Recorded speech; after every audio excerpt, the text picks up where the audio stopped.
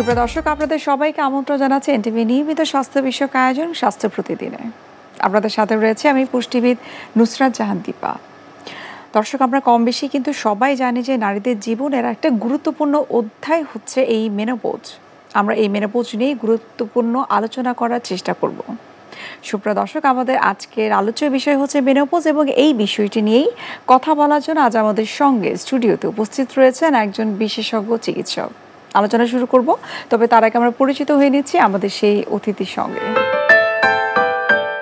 Doctor Kamrun Nahar Narayanganj জেলায় জন্মগ্রহণ করেন। তিনি 1990 সালে ময়মনসিংহ মেডিকেল কলেজ থেকে এমবিবিএস ডিগ্রি অর্জন করেন। এরপর তিনি চিকিৎসা বিজ্ঞানে উচ্চতর এমএস ডিজিও ডিগ্রি লাভ করেন। বর্তমানে তিনি ইনফার্টিলিটি সেন্টারে গাইনি অ্যান্ড অবস বিভাগের চিফ কনসালটেন্ট হিসেবে কর্মরত।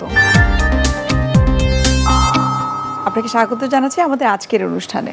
ধন্যবাদ নুসরাত। মেনোপজের যে সায়েন্টিফিক যে ডেফিনিশনটা সেটা যদি আমাদেরকে একটু বলতেন। মেনোপজ জীবনে একটি স্বাভাবিক প্রক্রিয়া, যেখানে মাসিক চক্রটি স্থায়ীভাবে বন্ধ হয়ে যায়।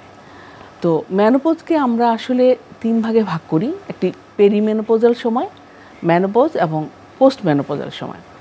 এখন এই পেরিমেনোপজটা বলতে আমরা কি বুঝি? একটি নারীর যখন মেনোপজ হয় সেই সময়টিকে আমরা বলে থাকি 45 থেকে 55 বছর। এই যে 45 বছর থেকে 55 সময়, এটি দীর্ঘ সময়, এবং এই প্রক্রিয়াটি শুরু হওয়ার আগে কিছু সিমটম একজন নারী অনুভব করে থাকেন। সেই সময়টাকেই আমরা পেরিমেনোপজ বলি। আর মেনোপজ বলি যে মাসিক চক্রটি 12 মাসের অধিক বন্ধ হয়ে যদি থাকে, তখন আমরা এটা মেনোপজ বলি। আর মেনোপজের পরে, অর্থাৎ 12 মাসের পরে যে অধ্যায়টি, অর্থাৎ পার্মানেন্টভাবে যখন মাসিক চক্রটি বন্ধ হয়ে গেল, তখন আমরা সেটাকে পোস্ট মেনোপজ বলি। এখন পেরিমেনোপজাল অবস্থায় একটি নারী কী কী সমস্যায় ভোগেন? পেরিমেনোপজ অবস্থায় একটি নারীর মাসিকটা ইরেগুলার, অনিয়মিত হয়ে যায়।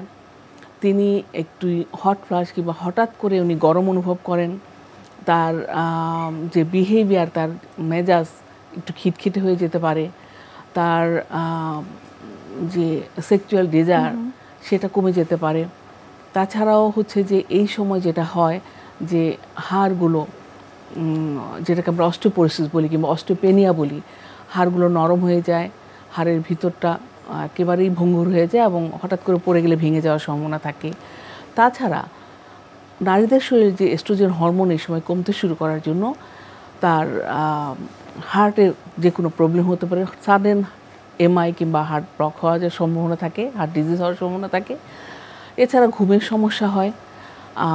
তাছাড়া মানসিক কিছু সমস্যা তো হয়েই থাকে। এই প্রবলেমগুলোকে আসলে ওভারকাম করার জন্য মেনোপজ হওয়ার যে সময়টা, তার আগে থেকে আসলে কি কি আমরা ইনিশিয়েটিভ নিতে পারি? আসলে সচেতনতা খুব দরকার, যেটা আমাদের দেশের নারীদের মধ্যে নাই বলেই চলে। তারা এখনও জানেন না যে আসলে মেনোপজ জিনিসটা কী, এবং মেনোপজ শুরু হওয়ার আগে কিংবা মেনোপজের সময় কিংবা পরে কি কি সমস্যা হতে পারে এবং কিভাবে এটা মোকাবেলা করা যায়।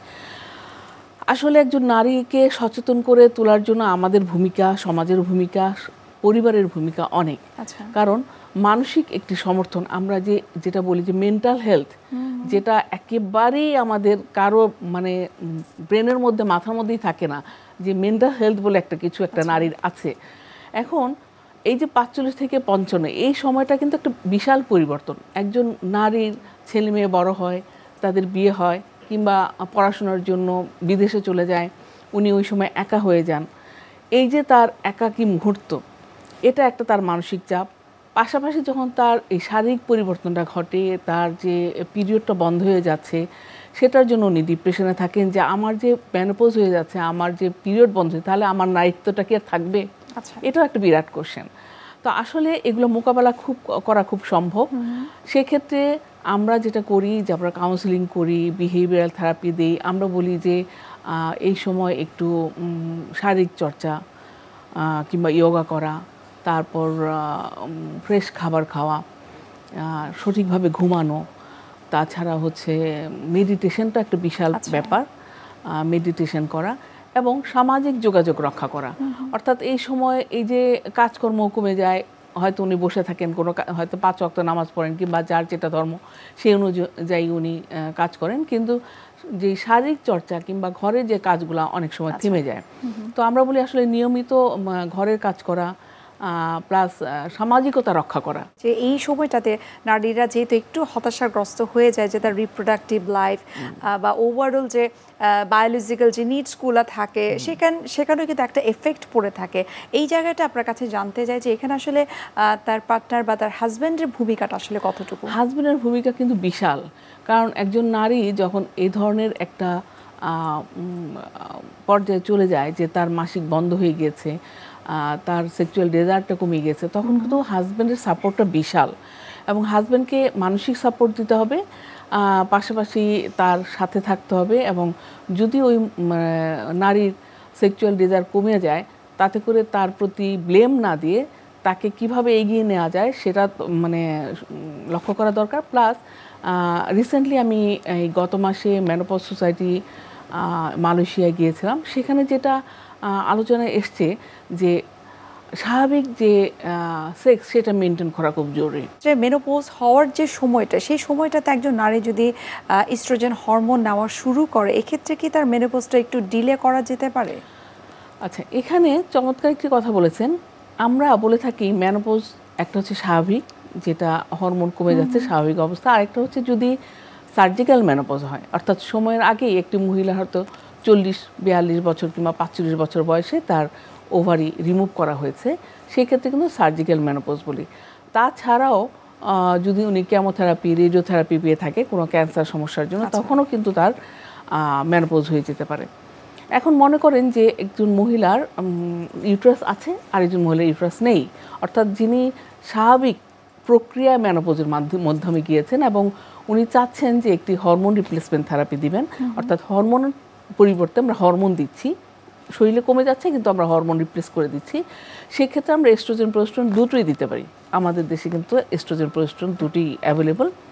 সেই ক্ষেত্রে আমরা লো ডোজে এস্ট্রোজেন প্রোজেস্টেরন দিয়ে থাকি। আমরা বলি যে আপনি জাস্ট পিলের মতোই, যেগুলো ওরাল পিল আমরা খাই, সেই ওরাল পিলের মতোই খাবেন। এবং যতদিন পর্যন্ত ওনার, অর্থাৎ এই পিলটি উনি বহু বছর খেতে পারবেন, এই যে হরমোন রিপ্লেসমেন্ট থেরাপি, অর্থাৎ তার যে সিমটমগুলো রিমুভ হওয়া পর্যন্ত উনি খেতে পারেন। কিন্তু যার ইউট্রাস নেই, সার্জিক্যাল রিমুভাল হয়েছে, তার ক্ষেত্রে কিন্তু আমরা প্রজেস্টেরন দিতে পারছি না। তার ক্ষেত্রে শুধু এস্ট্রোজেনটাই আমরা দিই। সেই ক্ষেত্রে এস্ট্রোজেন আমরা জেল হিসাবে দিই, প্যাচ হিসাবে দিই, বিভিন্ন ফর্মে দিয়ে থাকি। তাতে করেও সেই মহিলা ভালো থাকতে পারে। কিংবা ট্যাবলেট ফর্মে আমরা অনেক সময় দিই, লো ডোজে কিছু আর্টিফিশিয়াল ট্যাবলেট আছে আমাদের দেশে অ্যাভেলেবল, সেগুলো দিই। তাছাড়াও কিছু কিছু মহিলা আসে যে তাদের রিপিটেড ইউরিনারি ট্র্যাক্ট ইনফেকশন হচ্ছে। কারো আছে যে তাদের যে ভাইজেন একেবারে যৌনিপথ শুষ্ক হয়ে যাচ্ছে, তাতে করে তাদের রেগুলার যে হাজব্যান্ডের সঙ্গে রিলেশন সেটা কষ্টসাধ্য হয়ে যায়। সেক্ষেত্রেও কিন্তু আমরা ভ্যাজানাল জেল আছে খুব ভালো ভালো, সেটা দিয়ে থাকি, এস্ট্রোজেন ক্রিম দিয়ে থাকি, কিংবা প্যাচ হিসাবেও দিয়ে থাকি। এটা খুবই আশার বিষয় যে যারা এই ধরনের সমস্যায় ভুগছেন তাদের নিরাশ হওয়ার কোনো কারণ নাই। যে অর্থাৎ মেনোপজ চলাকালীন সময়ে যে সমস্যাগুলো হচ্ছে সেগুলোর সমাধান রয়েছে, ট্রিটমেন্টের রয়েছে। যে মেনোপজ সোসাইটিতে আপনারা আসলে কি কি ধরনের অ্যাক্টিভিটিস আপনাদের থাকে, কি ধরনের প্রচারণামূলক কাজের মাধ্যমে আপনারা মেসেজগুলো দিয়ে থাকেন? আমাদের দেশে আমরা মেনোপজাল সোসাইটি রয়েছে দীর্ঘদিন যাবত, এবং এটার প্রেসিডেন্ট হচ্ছে আমাদের সম্মানিত brigadier general retired Soraiya Rahman. তাছাড়া আমাদের জেনারেল সেক্রেটারি আছে প্রফেসর শেখ জিন্নাতারা নাসরিন, এবং আমরা যারা স্থায়ী কমিটির সদস্য সবাই মিলে আসলে আমরা অনেক প্রচারণা চালাচ্ছি। আমরা বিভিন্ন ফোরামে এটা নিয়ে কথা বলছি, বিভিন্ন ক্লাবে এগুলো নিয়ে কথা বলছি, বিভিন্ন প্রোগ্রাম করছি আমরা। তাছাড়া বিভিন্ন সময়ে বছরে একবার দুবার এই ধরনের প্রচারণা চালাচ্ছি। আর আসছে সামনে সাফক একটা আমাদের কনফারেন্স আছে, আশা করছি সেখানেও আমরা এটা নিয়ে সোচ্চার হব এবং অনেক কিছু করব। তো অধিকাংশ ক্ষেত্রে দেখা যায় যে ঢাকা কেন্দ্রিকই কিন্তু প্রোগ্রামগুলো খুব বড়সড় করে হয়ে থাকে, কিন্তু প্রান্তিক অঞ্চলে সেই প্রচারণাটা খুব একটা পৌঁছায় না। এই ক্ষেত্রে আপনাদের বাড়তি কোনো অ্যাক্টিভিটিস রয়েছে কিনা, বা কিভাবে সেটিকে আপনারা মেনটেন করবেন? না, আমরা কিন্তু জেলা পর্যায়ে বিভিন্ন জায়গায় আমরা প্রোগ্রাম করছি, এবং ঘুরে ঘুরে আমরা বিভিন্ন জেলায়, রংপুর, দিনাজপুর, বিভিন্ন জেলায় জেলায় আমরা মাঝে মাঝে যাচ্ছি। এবং এটা নিয়ে আমরা ওজিসবি যে আমাদের যে ইয়েটা আছে, আমাদের মূল সংগঠন, সেটার মাধ্যমে আমরা মেসেজগুলো বিভিন্ন জায়গায় পৌঁছে দিচ্ছি, এবং আমাদের এই চেষ্টা অব্যাহত রয়েছে এবং থাকবে। আচ্ছা, আমরা আরো বিস্তারিত জানবো এই মেনোপজ সম্পর্কে, তবে এই পর্যায়ে আমরা একটু দেখে নিচ্ছি আমাদের স্বাস্থ্য প্রতিদিনের নিয়মিত আয়োজন, কি খাবেন কেন খাবেন এই সেগমেন্টে। সুপ্রিয় দর্শক, আপনারা দেখছেন স্বাস্থ্য প্রতিদিন। এই পর্যায়ে আমরা দেখে নিচ্ছি বিভিন্ন খাদ্যের পুষ্টি গুণাগুণ নিয়ে আমাদের পুষ্টিবিদের পরামর্শ। বর্তমানে অস্বাস্থ্যকর জীবনযাপন এবং শরীরের বিভিন্ন রোগের পার্শ্ব প্রতিক্রিয়া হিসেবে ছেলে মেয়ে উভয়ের মধ্যে কিন্তু বন্ধ্যাত্বজনিত সমস্যা দেখা দিচ্ছে।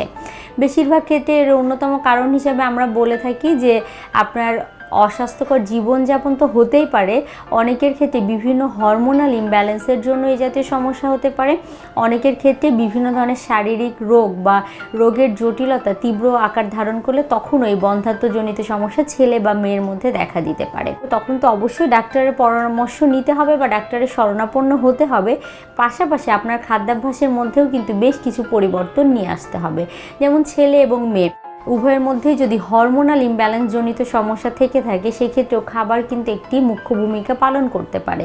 অবশ্যই ডাক্তারের ট্রিটমেন্ট নেবেন, তার পাশাপাশি খাবারের মধ্যেও আপনাকে পরিবর্তন আনতে হবে। বেশ কিছু খাবারের কথা আজকে আমি মেনশন করব, যাদের দেখা যায় যে সকল ছেলেদের টেস্টোস্টেরন হরমোনের সংখ্যা আসলে কম থাকে তাদের ক্ষেত্রে, পাশাপাশি যে সকল মেয়েদের আসলে কমপ্লিকেসি হয়ে থাকছে বাচ্চা ধারণ করতে, তাদের ক্ষেত্রেও এই জাতীয় সমস্যাগুলো সমাধান করার ক্ষেত্রে সেটি কিছুটা গুরুত্বপূর্ণ ভূমিকা পালন করতে পারে। ওজন কমানোটা খুবই গুরুত্বপূর্ণ, কেননা যদি আপনার ওজন নিয়ন্ত্রণে না থাকে তাহলে কিন্তু দেখা যেতে পারে বিভিন্ন শারীরিক সমস্যা তৈরি হতে পারে। সেজন্য অবশ্যই কি করতে হবে, অতিরিক্ত ওজনজনিত সমস্যা যাদের আছে সেই সমস্যাটি কমাতে হবে। এর পরবর্তীতে যদি আমাকে বলতে হয় যে টেস্টোস্টেরন হরমোনের পরিমাণ বাড়ানোর জন্য খাবারের কথা, সেটি হচ্ছে জিঙ্ক সমৃদ্ধ খাবার। নিয়মিত জিঙ্ক সমৃদ্ধ খাবার গ্রহণ করলে সেটি কিন্তু ছেলে এবং মেয়ে উভয়ের ক্ষেত্রেই খুব ভালো উপকারিতা দিয়ে থাকে। জিঙ্ক সমৃদ্ধ খাবার আমরা ফার্স্ট ক্লাস প্রোটিন যেগুলো আছে মাছ, মাংস, ডিম, দুধ, ডাল, বিভিন্ন বাদাম এগুলো থেকে পেয়ে যেতে পারি। এর পরবর্তীতে বলবো যে জিঙ্কের পাশাপাশি অবশ্যই আপনার খাদ্য তালিকায় আয়রন সমৃদ্ধ খাবার থাকতে হবে। আয়রন সমৃদ্ধ খাবার হচ্ছে আমরা দুইটি উৎস থেকে পাই, একটি হিম উৎস আর একটি নন হিম উৎস। হিম উৎসগুলো হচ্ছে ফার্স্ট ক্লাস প্রোটিন মাছ, মাংস, দুধ, ডিম, ডাল, আর নন হিম উৎস হচ্ছে বিভিন্ন ধরনের ফলমূল, শাকসবজি। এর পরবর্তীতে খাদ্য তালিকায় রাখতে হবে ওমেগা 3 ফ্যাটি অ্যাসিড সমৃদ্ধ বিভিন্ন সামুদ্রিক মাছ এবং বাদাম। এইগুলো দেখা যায় যে আপনার হরমোনাল সমস্যাগুলো যদি থাকে সেই ক্ষেত্রে সেগুলো প্রশমন করার ক্ষেত্রে সাহায্য করে থাকে। তার পরবর্তীতে সেলেনিয়াম সমৃদ্ধ খাবার খাদ্য তালিকায় রাখতে পারেন, ম্যাগনেসিয়াম সমৃদ্ধ খাবার খাদ্য তালিকায় রাখতে পারেন, যেগুলো আপনাকে শারীরিক উপকারিতা অ্যাড করবে। অনেকের মধ্যে, অনেক ছেলেদের মধ্যে বিশেষ করে দেখা যায় অতিরিক্ত মদ্যপানের অভ্যাস থাকে বা অতিরিক্ত সিগারেট বা ধূমপান করে থাকেন। অবশ্যই এই দুটি বদ অভ্যাস থাকলে আপনাকে এড়িয়ে চলতে হবে, কেননা এই দুটি বদ অভ্যাসের জন্য আপনার কিন্তু কি হতে পারে, এই বন্ধ্যাত্বজনিত সমস্যা প্রকট আকার ধারণ করতে পারে। অতিরিক্ত বাহিরের খাবার গ্রহণ, অতিরিক্ত প্রক্রিয়াজাতকৃত খাবার গ্রহণ, বিভিন্ন রেডি টু কুক খাবার গ্রহণ, বাহিরের ডুবো তেলে ভাজা, একই তেল বারবার ব্যবহার করা হয় এমন খাবার গ্রহণ করার থেকে বিরত থাকতে হবে, কেননা ট্রান্স ফ্যাট সমৃদ্ধ খাবারগুলো আপনার বন্ধ্যাত্বের অন্যতম কারণ হিসেবে চিহ্নিত করা হয়ে থাকে সাধারণত। কেননা ট্রান্স ফ্যাট আসলে কি? ট্রান্স ফ্যাট হচ্ছে একই তেল বারবার ব্যবহার করে যে খাবারগুলো তৈরি করা হয় বা তেল পুড়ে যাওয়া তেল আমরা আসলে দেখে থাকি, সেই জাতীয় তেলগুলো ব্যবহার করে রান্না করা খাবারগুলো থেকে কিন্তু ট্রান্স ফ্যাট শরীরে প্রবেশ করে। সেগুলো কিন্তু আপনার শারীরিক সমস্যা বা হরমোনাল ইমব্যালেন্সের জন্য অন্যতম কারণ হিসাবে চিহ্নিত করা হয়ে থাকে। এর পাশাপাশি অ্যাক্টিভ লাইফস্টাইল মেনটেন করতে হবে, রেগুলার বা প্রতিদিন 30 থেকে 40 মিনিট হাঁটাহাঁটি করতে হবে বা ব্যায়াম করতে হবে। এতে করেও আপনার বডির বিভিন্ন ধরনের এনজাইমগুলো, বিভিন্ন ধরনের কার্যকারিতা সেটি ঠিক রাখতে সাহায্য করবে। মূল কথা, আপনার ডাক্তারের ট্রিটমেন্টের পাশাপাশি একটি হেলদি এবং ব্যালেন্স ডায়েট চার্ট মেনটেন করতে হবে, হেলদি লাইফস্টাইল মেনে চলার চেষ্টা করতে হবে। তাহলে দেখা যাবে যে এই সমস্যাগুলো কিছুটা হলেও প্রশমন করা সম্ভব। আর অবশ্যই আমি যে টিপসগুলো বললাম, যে খাবারগুলোর কথা বললাম, সেগুলো গ্রহণ করার চেষ্টা করবেন। খাবারের 6টি উপাদান, carbohydrate, protein, fat, vitamin, minerals, পানি, এগুলোর যেন গুড রেশিও আপনার শরীরে বর্তমান থাকে সেটি মাথায় রাখবে। কোনোটি কোনোটি থেকে অতিরিক্ত গ্রহণ করবেন, আবার কোনোটি একেবারেই বাদ দিয়ে দিবেন। এই অভ্যাসটি অনেকের মধ্যেই দেখা যায়। বিভিন্ন ডায়েট করতে গিয়ে অনেকে এই ধরনের খাবার গ্রহণ করেন, তাদের ক্ষেত্রেও কিন্তু জটিলতা হতে পারে। একটি healthy balance diet chart maintain করার চেষ্টা করবেন, সুন্দর জীবনযাপন করার চেষ্টা করবেন, তাহলেই সম্ভব আপনিও এই বন্ধ্যাত্বজনিত সমস্যা কিছুটা কাটিয়ে উঠতে পারবেন। ম্যাম, আপনি মেনোপজ সম্পর্কে তো অনেক কিছু বললেন যে কি ধরনের সমস্যা হয়ে থাকে। সুতরাং এই যে সমস্যাগুলো হচ্ছে, এটাকে তো আমরা ন্যাচারাল একটা প্রসেস বলতে পারি, কিন্তু একজন নারী কখন চিকিৎসকের পরামর্শ নেবেন যখন তার মেনোপজটা হয়ে যাচ্ছে? একজন নারী তখনই চিকিৎসকের কাছে যাবেন যদি এরকম হয় যে ওনার মাসিকটি অনিয়মিত হচ্ছে এবং উনি কিংবা অধিক রক্তপাত হচ্ছে, অর্থাৎ পিরিয়ড বন্ধ হয়ে যাওয়ার আগে কারো কারো অনেক বেশি রক্ত যায়। আবার কেউ হচ্ছে যে মেনোপজ অলরেডি ওনার 12 মাস হয়ে গেছে, মেনোপজ হয়ে গেছে, মেনোপজের 3-4 বছর পরে যে ওনার আবার মাসিক হচ্ছে, কিংবা উনি হয়তো অনেক ডিপ্রেশনে চলে গিয়েছেন, কিংবা ওনার রিপিটেড প্রস্রাবে ইনফেকশন হচ্ছে, উনি স্বামীর সংসার করতে অসুবিধা বোধ করছেন। এই সমস্ত ক্ষেত্রে অবশ্যই ওনার একজন অভিজ্ঞ গাইনোকোলজিস্টের পরামর্শ নিতে হবে এবং সেই ক্ষেত্রে আমরা তাদেরকে তার উপসর্গ বুঝে, অর্থাৎ ইন্ডিভিজুয়ালাইজ করে যার যেমন সমস্যা তার আমরা চিকিৎসা দিচ্ছি, তখনই চিকিৎসকের পরামর্শ নিতে হবে। আপনাকে অসংখ্য ধন্যবাদ। আমরা অনুষ্ঠানের একেবারে শেষ পর্যায়ে চলে এসেছি।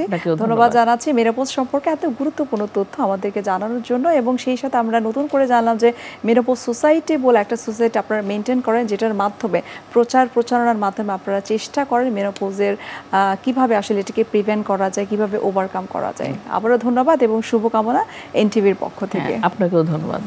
সুপ্রিয় দর্শক, এতক্ষণ আপনারা দেখছিলেন এনটিভি নিয়মিত স্বাস্থ্য বিষয়ক আয়োজন স্বাস্থ্য প্রতিদিন। এই পর্যায়ে আমরা দেখে নিচ্ছি আমাদের আগামী পর্বে কি থাকছে। যখনই বাবা মারা তাদের একজন বা দুজন বাচ্চা যাই থাকুক না কেন, তারা চায় একটা বাচ্চা পরিপূর্ণভাবেই সে বিকশিত হোক, তার ঠান্ডা মাথায় সব কিছু হ্যান্ডেল করতে পারে, সেইভাবেই সে বেড়ে উঠুক। তো হঠাৎ করে কিছু কিছু বাচ্চা দেখা যায় যে তারা খুব বেশি অতিরিক্ত রাগ মেজাজ হারিয়ে ফেলেছে। তো একটা বয়সে এটা আমরা নির্দিষ্ট ধরিয়ে নেই যে এটা স্বাভাবিক।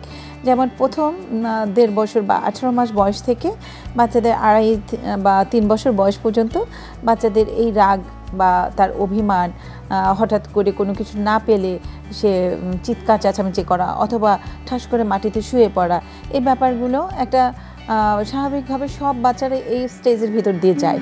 বিশ্বের যে কোনো প্রান্ত থেকে যে কোনো সময় এনটিভি জনপ্রিয় অনুষ্ঠান স্বাস্থ্য প্রতিদিন দেখতে আপনারা ভিজিট করতে পারেন আমাদের পূর্ণাঙ্গ পোর্টাল www.ntvbd.com। এছাড়াও এনটিভির বিভিন্ন ধরনের জনপ্রিয় অনুষ্ঠান এবং নিউজ আপডেট পেতে আপনারা ভিজিট করতে পারেন আমাদের ইউটিউব চ্যানেল এবং ভেরিফাইড ফেসবুক পেজে। দর্শক, আজ এখানে শেষ করতে হচ্ছে। দেখা হবে আবারও আপনাদের সঙ্গে। সে পর্যন্ত আপনারা সবাই ভালো থাকুন, সুস্থ থাকুন এবং এনটিভির সঙ্গে থাকুন।